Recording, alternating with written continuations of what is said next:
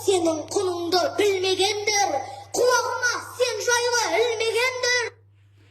Playposit платформасы боюнча тек қана фильмдер емес, оқылған өлең немесе грамматикалық тақырыпты түсіндірсеңіз де осы видеоға салып, YouTube-тан сілтемесімен осы жерде бөлісуге болады.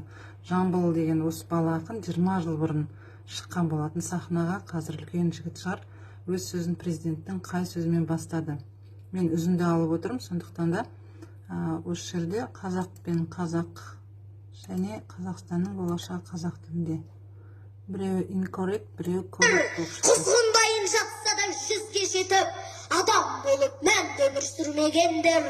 Тілім сені өксітіп жылатқандар, шұбарлап ластауды ұнатқандар, туған ұлттың тұнығын лай. Тілін білмеген түбін білмейді деген сөздің авторы Ғабит Мүсірепов туралы айтты.